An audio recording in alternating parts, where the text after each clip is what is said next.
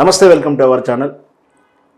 ఎన్నికల ముందు రకరకాల సర్వేలు, ఎన్నికలు జరుగుతున్నప్పుడు సర్వేలు చేస్తూ, ఎన్నికల తర్వాత మాదే నిజమైందంటూ గొప్పలు చెప్పుకోవడాలు, రకరకాల సర్వే విధానాలు మనం చూస్తుంటాం.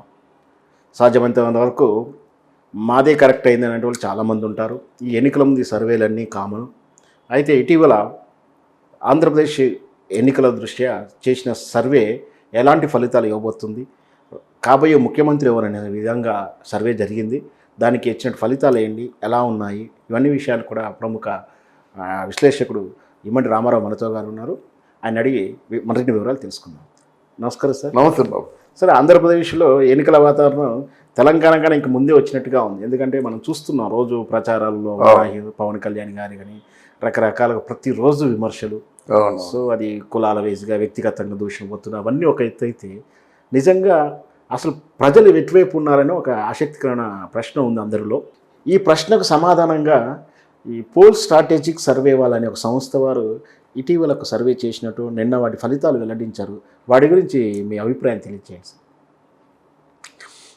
ఈ మనకి భారతంలో అశ్వత్థామ హతహ కుంజరహ అన్నది నాకు జ్ఞాపకం వస్తుందన్నమాట. ఏంటంటే అదిగో జగన్మోహన్ రెడ్డి వచ్చేసాడు, మళ్ళీ సీఎం ఆయనే. ఆయనకైనప్పుడు ఒక 57% ఫేవర్గా ఆయనకే ఉంది, 37% ఏమో ఫేవర్గా ఈయనకు ఉంది. మిగతా ఏదో కాస్త అసలు పవన్ కళ్యాణ్ సోదిలోకి లేడు అనేటువంటి విధంగా ఒక ప్రాజెక్టు చేయడం జరిగింది. అంటే వాళ్ళకు అనుకూలంగా కావాలని ఫేవర్ చేశారా? నిజంగా సర్వే డెఫినెట్గా అంతేనండి. ఇది సర్వే అంటే ఏంటండి, సర్వే ఎవరు చేస్తారు? మన వాళ్ళు చేస్తారు.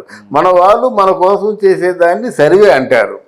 మీరు లాస్ట్ ఇయర్ చూసారు కదా, రాజగోపాల్ ఆల్మోస్ట్ వచ్చేసింది అదిగో అవునవును అని చెప్పాడు కదా. మరి ఆయన పెద్ద అక్టోపస్ అని పేరు దానికి. తర్వాత ఏంటంటే మంచి నిఘా వర్గాలు కూడా ఆయనకు ఉన్నాయి, కొంత వర్కౌట్ చేశాడు, చాలా వరకు నిజమయ్యాయి. ఆ తర్వాత కూడా గతంలో చేసినవి నా నిజమైన సర్వేలు ఫలితాలు అలాగే. అదే కానీ ఈ ఎన్నికలప్పుడు నేను కావాలని ఇవ్వాల్సి వచ్చిన పరిస్థితి వచ్చింది. నేను అది నా తప్పిదమని పరోక్షంగా ఒప్పుకున్నాడు కూడా.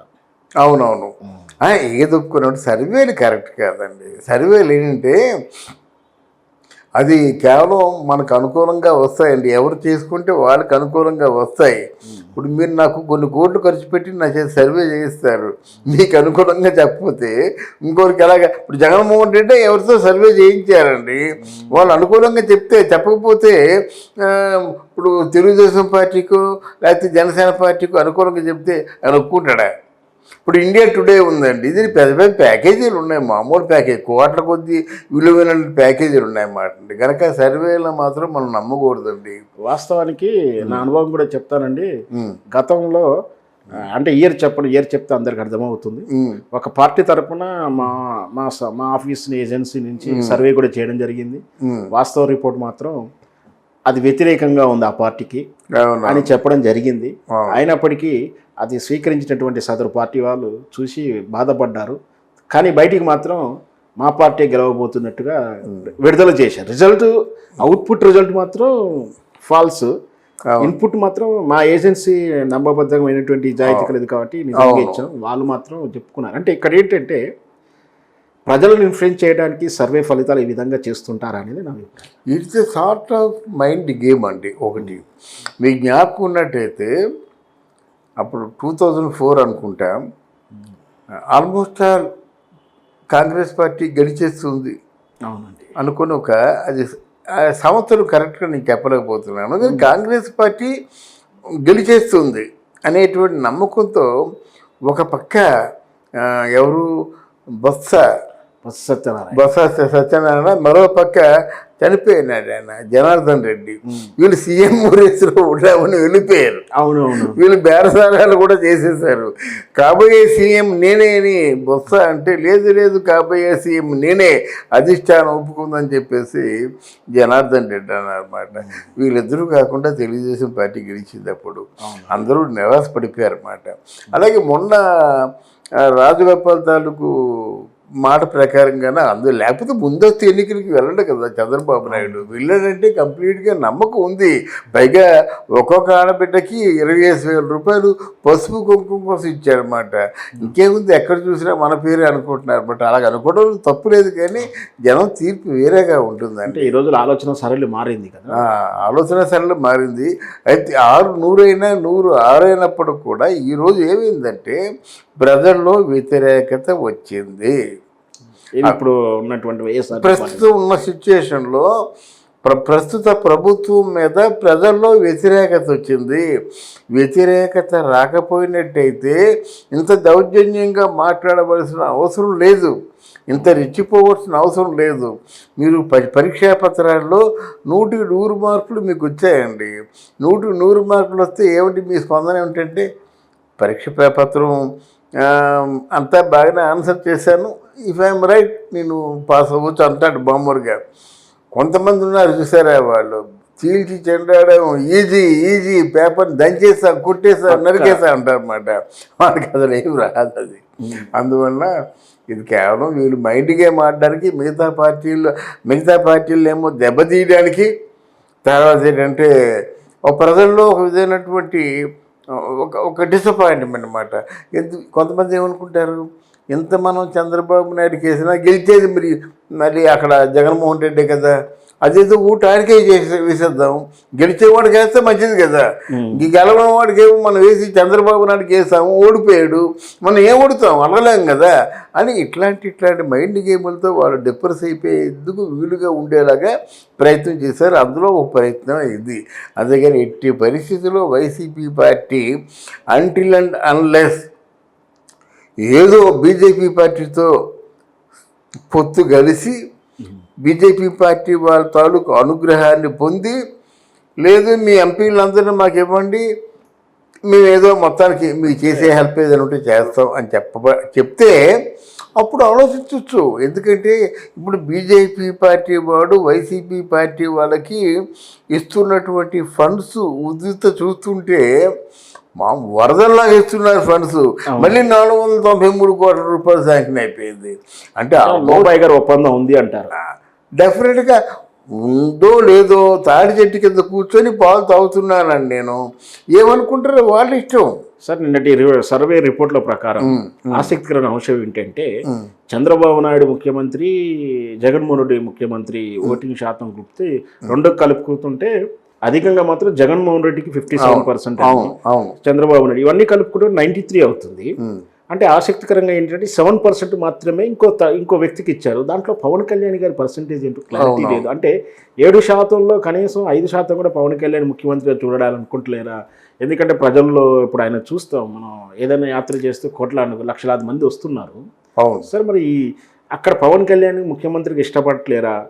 మరి ఆ ప్రశ్నను వీళ్ళు దాటేశారా, లేదంటే ఈ సర్వేలో ఏమైనా లోపం ఉందంటారా? ఏమైనా ఎలా అర్థం చేసుకోవాలి? ఇప్పుడు పవన్ కళ్యాణ్ని మానసికంగా దెబ్బ తీయడమే ఈ తాలూకు సర్వే ఉద్దేశం అండి.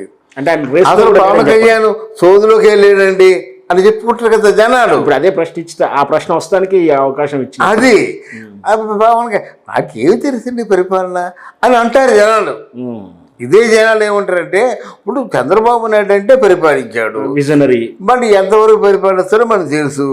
మరి జగన్మోహన్ రెడ్డి అంటే నెల ఏదో తాయిలు అందిస్తూనే ఉన్నాడు, ప్రజలకి డబ్బులు చేస్తూనే ఉన్నాయి అనేది చూస్తున్నాడు కదా. మొత్తానికి ఆయన ఉన్నంతలో ఆయన చూస్తున్నాడు, జేబులో నుంచి ఇచ్చేసినట్టుగా ఆయన ఉన్నంతలో చేస్తున్నాడు.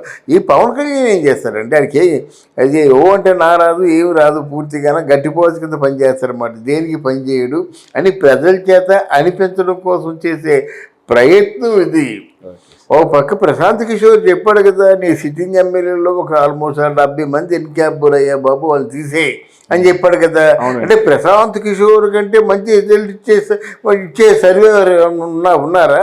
సో ఇలాంటి సర్వేలన్నీ కూడా ఇన్ఫ్లుయెన్స్ చేయడానికి చేసినప్పటికీ అది వన్ సైడ్గా చేశారని మనం భావించవచ్చు. డెఫినెట్గా అండి, సర్వేలు మీరు కావాలని చేస్తారు. ఇదే కాదు, ఇప్పుడు ఒకవేళ జగన్మోహన్ రెడ్డి మాటలు కొన్ని ఉంటాయిలేండి, చంద్రబాబు నాయుడు ఇంటికి 1 కేజీ బంగారం ఇస్తాడని చెప్పేసి, ఆ ఇంటికి 1 కేజీ బంగారం నువ్వు ఇచ్చినా సరిపోనక్కర్లేదు కదా, చంద్రబాబు నాయుడు ఎందుకు ఇస్తాడు? ఆయన జీవితం అయిపోయింది, 72-73 సంవత్సరాల వయసు వచ్చింది. ఈసారి ఎన్నికల్లో గెలిచినట్టయితే సీఎంగా ఉంటాడు, అది ఇంటికి వెళ్ళి రెస్ట్ తీసుకుంటాడు. తర్వాత సీఎం ఎవరో కాలం చెప్తుంది, మనం ముందు అనుకోని ప్రయోజనం లేదు కదా. కానీ నువ్వు అలా కాదు కదా, నువ్వు సీఎంగా వచ్చావు, 151 సీటుతో గెలిపించావు, నీకు కావాల్సిన మంది ఎంపీలు ఉన్నారు, నువ్వేమి సాధించావు? స్పెషల్ స్టాటస్ సాధించావా? ప్రాజెక్ట్ సాధించావా? రైల్వే జోన్ సాధించావా? పోలవరం సాధించావా? విద్య సాధించావా? పైగా ఎప్పటి నుంచో 26 సంవత్సరాలుగా ఉన్నటువంటి ఎన్టీ రామారావు హెల్త్ యూనివర్సిటీనేమో పేరు మార్చేసి వైఎస్ఆర్ యూనివర్సిటీని పెట్టావు, యోగి వేమన యూనివర్సిటీని పేరు మార్చేసి మళ్ళీ వైఎస్ఆర్ అన్నావు. అన్ని చెడ్డ పనులు చేసావు, మంచి పనులు చేసావు. ముఖ్యంగా రాజధాని లేదు అనే అపవాదం తెచ్చేలా. మీ రాజధాని లేదంటే ఏం చెప్తారు? తెల్లమొహం వేస్తారన్నమాట. ఇప్పుడు రాజధాని చిన్న రాజధాని, అమరావతి అంటే ఇంద్రుడు నిర్మించిన నగరం అండి అది. ఆ గౌతమ బుద్ధుడు ప్రపంచం తిరిగిన తర్వాత అందులో చాలా పవిత్రమైనటువంటి కూడలు ఏదైనా ఉందంటే ధర్మ మహాచక్ర అక్కడ నిర్వహించాడు. ఎవరు? గౌతమ బుద్ధుడు మాట. అంత గొప్ప స్థలం అమరావతి రాజధాని అంటే లేదు, అది శ్మశానం అన్నాడు, అది కమరావతి అన్నాడు, భ్రమరావతి అన్నాడు, ఇంకేదేదో అంటున్నాడు అన్నమాట. అందువల్ల ఆయన ఏం చేశారండి? ఓట్లు వేస్తారండి? ఎవరు ఓట్లేరు. బలవంతంగా అంటే పెదర్ టాక్టిక్స్ అంటారు, బలవంతంగా వాడిని డైవర్ట్ చేయడం కోసం వైఎస్ జగన్మోహన్ రెడ్డి చేసే ప్రయత్నం ఏదైనా ఉందంటే ఇదే ప్రయత్నం. అది ఇది ఎంతవరకు నిజం కాదు. డెఫినెట్గా మంచి టగ్గు ఉంటుంది, పోటీ మాత్రం తప్పనిసరి. Okay sir, thank you. Thank you.